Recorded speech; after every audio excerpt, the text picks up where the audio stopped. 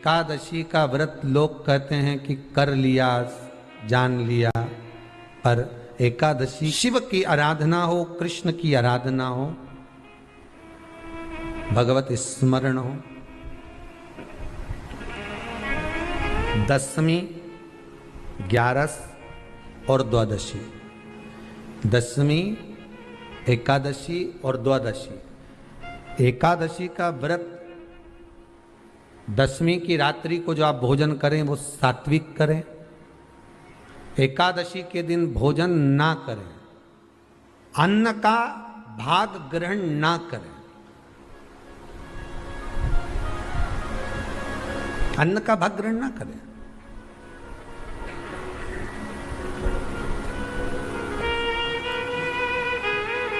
कितना सुंदर कहा है महाराज जी। यदि आपके यहां पर गौ माता है, आपके घर में अगर गौ माता विराज रही है,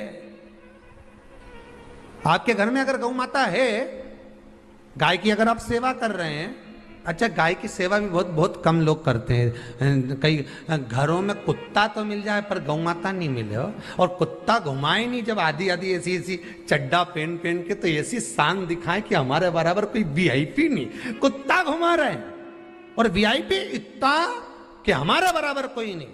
और कहीं का गाय के बछड़े को घुमाए तो लोग के गंवा रहे हैं।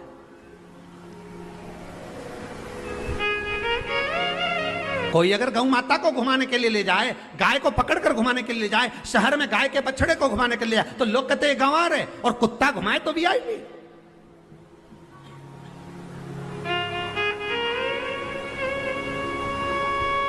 अब समझने वाली विषय ये है कि तुम कुत्ते को घुमाते हो कि कुत्ता तुम्हें घुमाता है। क्योंकि कुत्ता उधर जाए तो तुम्हें उधर जाना पड़े, कुत्ता उधर जाए तो तुम्हें उधर जाना पड़े। परंतु तुम्हारी किस्मत में भगवान ने लिखा भी तो कितना गजब लिखा कि तुम्हारे घर के छोरा छोरी छीछी करे तो वो एक काम वाली रख रखी है ना बच्चे को संभालने के लिए, तो तुम्हारे घर के बच्चे गंदगी करे तो वो काम वाली संभाले। पर तुम्हारी किस्मत तो देखो कितनी जोरदार लिखी, ने तुम कुत्ता कुत्ती के ने छीछी कराने ले जाओ। भजन करिए, थोड़ा सा प्रयास करिएगा। गौशाला में केवल गाय ना रहे, घर घर में गाय होना चाहिए।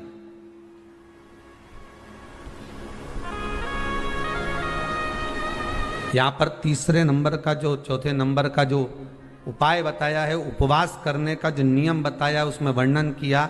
एकादशी के दिन अगर आपका व्रत है तो आप भूलवश भी डब्बे में रखी हुई रोटी गाय को ना देते हुए कुछ थोड़ा सा फलहार, कोई केला, कोई सेब, जो आप खाते हो, अंगूर, पपीता, जो आप ग्रहण कर रहे हो, उसका थोड़ा सा भाग आप गाय को प्रदान करो, आप गाय को दीजिए।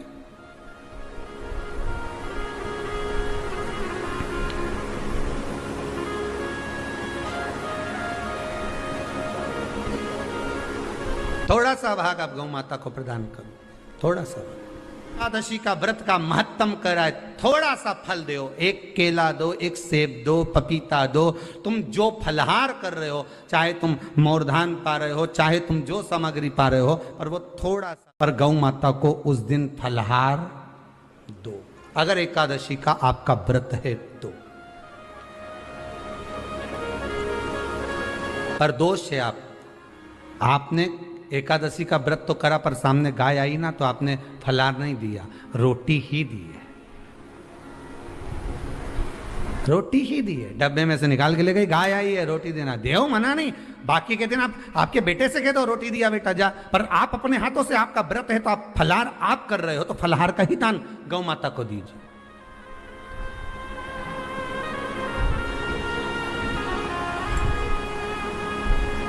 बच्चों से कह दो, जाओ, सेवक से कह दो जाओ जरा दे के आओ रोटी, पर आप फल का दान दीजिए। महाराज बन सके जितना एकादशी के दिन भगवान का ओम नमो भगवते वासुदेवाय का जाप करें, या अपने गुरु मंत्र का स्मरण करें, या जो मंत्र आपके हृदय में समाहित हो, श्री शिवाय नमस्तुभ्यम, ओम नमः शिवाय, राम कृष्ण शिव, जो मन पड़े उसका भजन करे, पर दिल से करे। जितनी देर करते बने उतना देर करो। अब कई लोग क्या करते हैं, जो 10वीं से जुड़ी हुई एकादशी रहती है ना, उसको करते। पर वैष्णवों की जो एकादशी मान्य है, वैष्णव धर्म की जो एकादशी होती है, वो द्वादशी से जुड़ी हुई होती है, वह 12 से जुड़ी हुई होती है, द्वादशी से जुड़ी होना चाहिए महाराज। तो वो वैष्णव जो एकादशी होती है, वैष्णवों की एकादशी होती है, वो द्वादशी से जुड़ी हुई पूर्णता का सुख देने वाली होती है। हमें घटने के साथ नहीं चलना, ध्यान दीजिएगा। हमें किसके साथ चलना है? बढ़ने के साथ, क्योंकि हमको आगे बढ़ना है कि पीछे आना है। वैष्णव आगे बढ़ता है, वैष्णव का धर्म है कि अग्रण्य भाव में चले, इसलिए वैष्णवों की जो एकादशी होती है वो आगे की ओर जाती है, अग्रण्य भाव में बढ़ने वाली, द्वादशी की ओर प्रवेश करने वाली, अर्थात हमारे कदम उन्नति की ओर बढ़े, हमारे कदम आगे वैभव की ओर बढ़े, संपदा की ओर बढ़े और भगवान के चरणारविंद की ओर बढ़े, ना कि पीछे की ओर हटे। हम 10वीं के साथ मिली हुई एकादशी ना करें, हम द्वादशी के साथ मिली हुई एकादशी।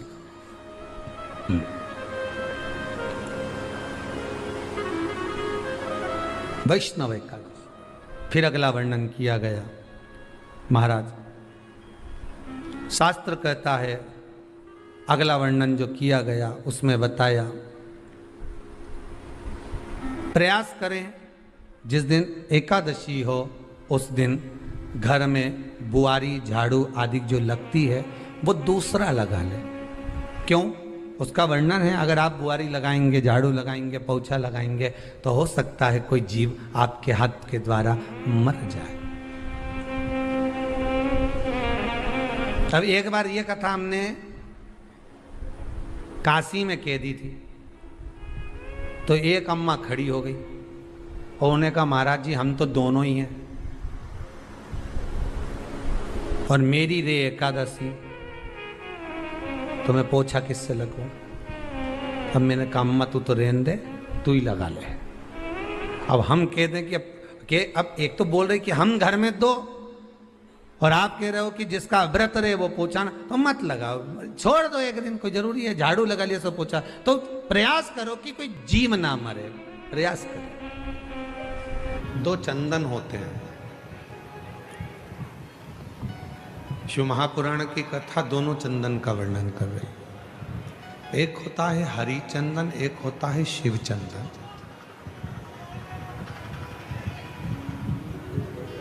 और दोनों चंदन बहुत कठिनता से नहीं बनते,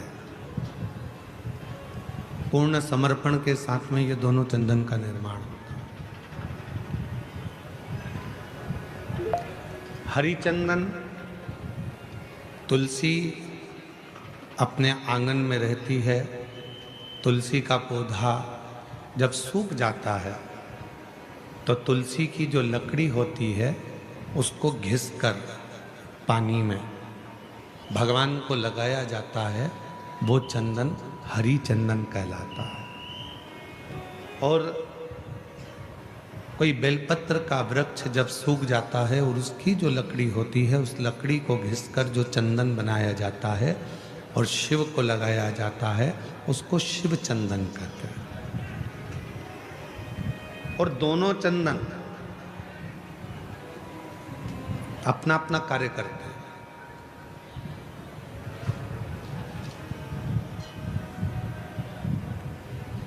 जैसे चंदन लगाते समय 3 उंगली का प्रयोग हम भगवान शिव पर करते हैं, आकार, ओमकार, ओमकार। ये 3 उंगलियों का प्रयोग हम शिव जी पे चंदन लगाते समय करते हैं।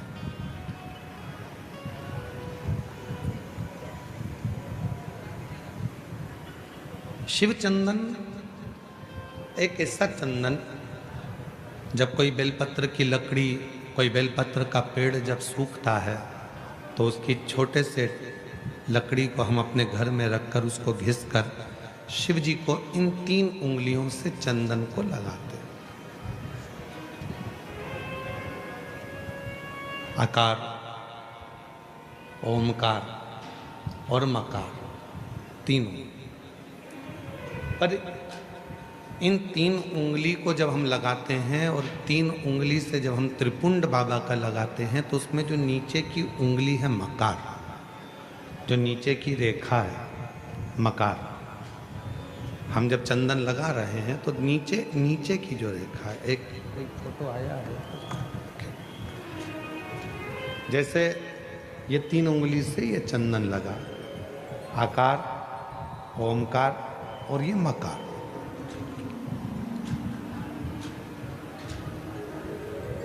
अब दुनिया की दृष्टि में लोगों को लगता है कि चंदन की लकड़ी से जो हमने चंदन लगाया वो भी श्रेष्ठ है, पर बेलपत्र की लकड़ी से जो हम चंदन लगाते हैं, चंदन घिसते हैं और वो भगवान शिव को लगाते हैं, उसमें जो ये मकार वाली रेखा है, जब हम 3 उंगली लगाते हैं तो नीचे की जो मकार की रेखा है उस रेखा का थोड़ा सा चंदन, यदि कितना भी बीमार व्यक्ति है उसके कंठ में अगर वो चंदन मकार की रेखा का थोड़ा सा चंदन उसके कंठ पर लगाना प्रारंभ कर देते हैं तो 15 दिन में वो पलंग पर से उठकर बैठना प्रारंभ कर देता है, कितना भी बीमार क्यों। आकार, ओमकार और मकार 3 रेखाएं हम चंदन की खींचते हैं, जैसे इसमें 3 रेखा खींची, 3 रेखा। एक हरी चंदन है जो तुलसी की लकड़ी को घिसकर, जब तुलसी सूख जाती है, तुलसी जब सूख जाती है तो उसकी लकड़ी को घिसकर तैयार करा जाता है, उसको हरी चंदन कहते हैं। और वो हरि चंदन भगवान नारायण को, शालिग्राम भगवान को, भगवान नारायण को, भगवान विष्णु को वो हरि चंदन लगाया।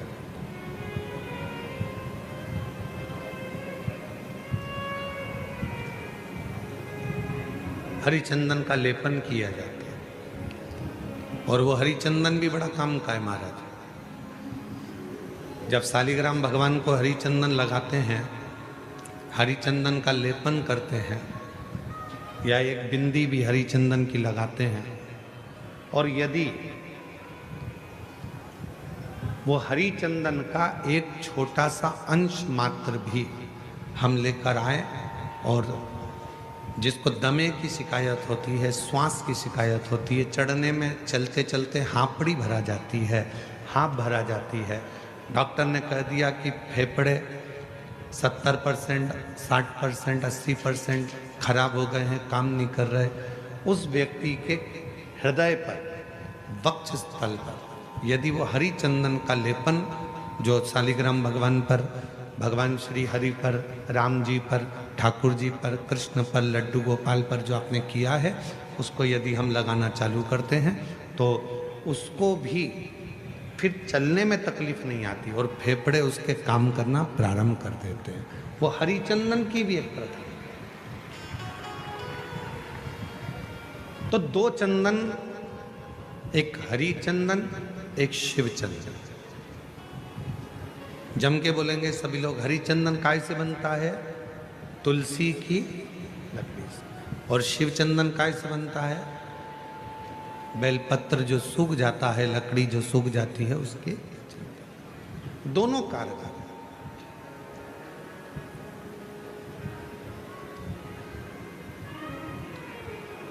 और तेरी पूजन को भगवान बना मन मंदिर,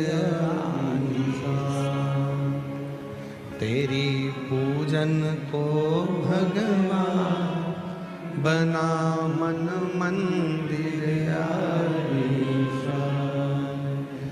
घिस घिस चंदन तुझे लगाऊं, नित नित तुझको रोज मनाऊं, घिस घिस चंदन तुझे लगाऊं। हे भगवान, नित्य तेरे को मैं मनाऊं, घिस घिस चंदन रोज लगाऊं, नित नित भोला तुझे मनाऊं, घिस घिस चंदन रोज लगाओ, नित नित भोला तुझे मनाओ, तेरी पूजन को भगवान बना मन मन मेरा ईसा, तेरी पूजन को भगवान बना मन मन मेरा ईसा। नित्य पूजन का एक फल। एकादशी के दिन शंकर भगवान को चावल का दाना चढ़ाना चाहिए कि नहीं चाहिए?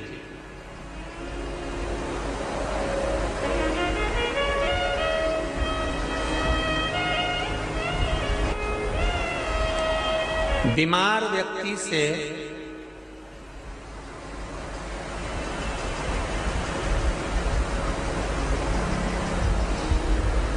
कोई बीमार व्यक्ति है, बहुत रोगीला, उसको बहुत रोग है, शुगर है, बीपी है, थायराइड है, सब कुछ है उसको, और वो रोगीला व्यक्ति जब डॉक्टर के पास जाकर पूछे, डॉक्टर साहब मेरी तबीयत ठीक नहीं रहती है, मैं बहुत कष्ट में रहती हूँ, बहुत तकलीफ है शरीर में, और अभी सावन का महीने का व्रत आ रहा है डॉक्टर साहब, 1 महीना में व्रत करती थी पहले, करूं कि नहीं करूं? तो डॉक्टर साहब क्या बोलेंगे? बोलते जाओ जरा जम के। डॉक्टर बोलेगा कि आप व्रत मत करो। डॉक्टर एक बात कहेंगे,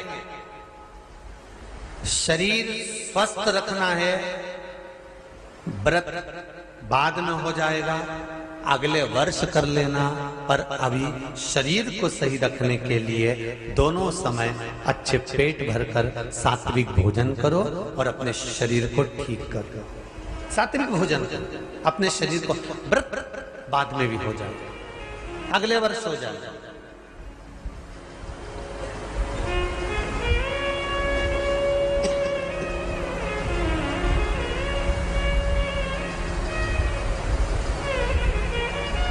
अभी तुम थोड़ा सवेरे 2 बिस्कुट ले लिया करो, सुबह नाश्ता ले लिया करो, भोजन ले लिया करो, फिर दोपहर में कुछ हल्का फुल्का लेकर थोड़ी थोड़ी देर में खाते रहना चाहिए हो।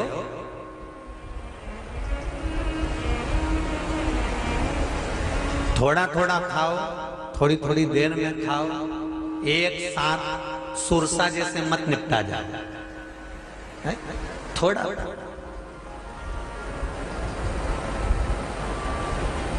ज्यादा खाओगे और ज्यादा कमाओगे तो दूसरों को कष्ट नहीं होगा, कष्ट खुद को होगा। ज्यादा खाओगे अपाच्य हो जाएगा, रात की नींद उड़ जाएगी, शरीर में अच्छा नहीं लगेगा। ज्यादा कमाओगे, रात की नींद उड़ जाएगी, दुनिया की दृष्टि तुम पर पड़ जाएगी और तुम्हारी रातों की नींद। कमाओ भी उतना जितना खर्च कर सको और खाओ भी उतना जितना पचा सको। अति सर्वस्व वर्जन। डॉक्टर कहेंगे ये तुम्हारा व्रत जो है ना अगले साल कर लेना, इस साल मत करिए, इस साल तो आराम से भोजन वोजन करो तुम लोग, बढ़िया प्रेम से खाओ पिए। तो उसी तरह किसी ने पूछा कि चावल का दाना एकादशी पर भगवान शंकर को चढ़ा सकते हैं? चावल का दाना शंकर जी को चढ़ाते क्यों है, पहले तो वो समझ लो। बेलपत्री का तो महत्व आपको बार बार बताया कि बेलपत्री शिव जी को क्यों चढ़ाई जाती है, कहीं रोग के लिए, कहीं बीमारी के लिए, कहीं किस कार्य के लिए, कहीं कोई कार्य के लिए, कहीं कोई कार्य के लिए। चावल का दाना अगर हम शंकर भगवान को चढ़ा रहे हैं तो क्यों चढ़ा रहे हैं, उसका कारण क्या है? चावल का दाना शिव को चढ़ाने का केवल एक कारण रहता है कि चावल को अक्षत कहते हैं।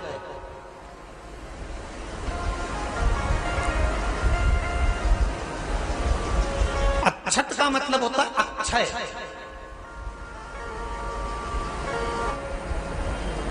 उसका मतलब क्या होता है? अक्षय, जिसका कभी क्षय ना हो। जब हम भगवान शंकर को चावल का दाना चढ़ाते हैं, जैसे बहुत ध्यान दीजिएगा महाराज, बहुत समझने वाली बात है, बहुत ध्यान से।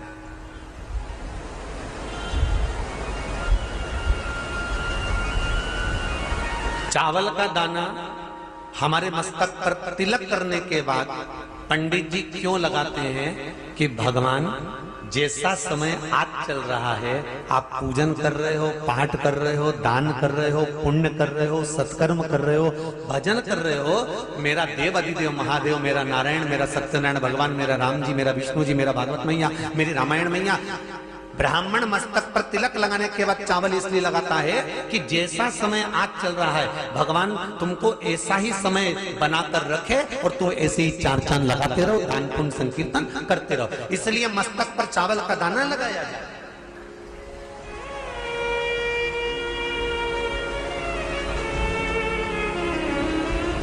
कोई मर जाता है,